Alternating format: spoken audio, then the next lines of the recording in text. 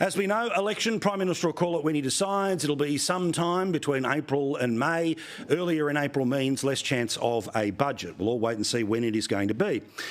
But who do you believe, the polls or the bookies? Well, if, like me, the United States election was very instructive and the bookies were the ones who had greater clarity than the pollsters, then today is a very important day because the odds of the coalition winning are getting stronger. In fact, according to the very latest numbers, which have just been posted by Sportsbet, the coalition is now down to $1.53. The Labor Party out to $2.50. Now, not what version, whether it's a majority, a minority, which way, all the rest of it, that's the fun to watch. But that is commanding, not total, not complete, obviously. Once you're starting to get down where the WA Labor Party is at like $1.01 and the opposition is out to $11, then something seems inevitable. But they have been consistent. They've been consistent since the end of last year, and it has been getting better for the coalition since the start of this year, after the Prime Minister trying to take as little time off as possible in summer, reset here, reset there, speech here, speech there, no big change. But you will have heard today about the opinion poll, which was up at the Redbridge people and given to the Herald Sun this morning, which was about the outer suburban factor. Now, of course, the seats that Labor would take for granted, places like Werribee in the state election, well, we now know that there's a few holes in that block of cheese and there is a good chance that there could be some dramatic things that are going to happen in the suburbs at the election. Now, whether that's enough to get the coalition close or even over the line to 76 seats, well, that is the entire game between now and then. But I wanted to take a moment or two. Once you've heard all of the insights from Victoria, and we did all those last night, another reason to join us on Sunday nights, regardless of what sport's on or anything else that's on, make sure that you watch it live, record it, or catch up on streaming, because we get right into the granular on the Sunday night, meaning most of that chat has been done and you can start your Monday fully informed. Now, you've heard many people talk about this poll. I want to take a couple of seconds to go through the poll, because it is going to start to tell us the story of opportunity for the opposition, worry for the government, or are there some silver linings in them political clouds? Let's look at all of this together. All right. The overall right now, Labor Party is behind 51.5 to 48.5. Obviously, that would be a change of government. But let's start to slice this pie up. Men and women. Now, there is going to be a massive gendered part to this election and about how people are going to vote. Now, we know that men have been getting behind the Conservative cause in places like the United States, Canada, and even in places like New Zealand, of course, of recent times. You can see there, though, the lead that the Labor Party has with women is only 51-49. The lead with men is 54-46 in favour of the coalition. Now, basically, in Australia, half of the electorate is male, half the electorate is female. Half of the electorate is under the age of 50, half of the electorate is over the age of 50. So when you start to see big trends, then you're starting to see like a whole bunch of people pulling in the right direction when it comes to the rowboat. So it is starting to tilt towards the right. Now, the best hope for the Labor Party is to hold on to as many young voters as possible at 57-43. But I really want to show you this number here, because this is the silver lining for the Labor Party people. 35-49, Labor currently leads 51-49. Now, generally speaking, this is the demographic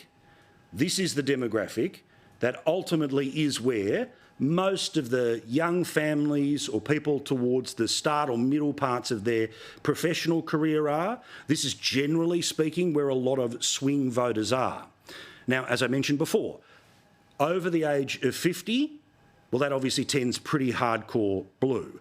Under the age of 50, it only goes hardcore in 18 to 34s. So 51-49 is razor. I mean, that's rounding errors, and did they ask enough people in this place or that place?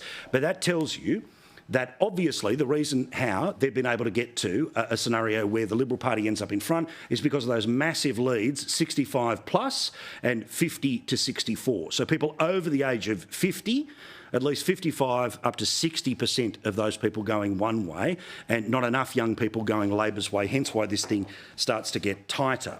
Now, I want to get into another bit of detail here because I reckon you can cop it. Let's slice and dice as much of this information as possible. Let's have a look at where people live and how that is breaking down right now, and how does this compare to where you are. You can see how it's a slightly flatter picture than what you just saw when it came to age and when it came to gender.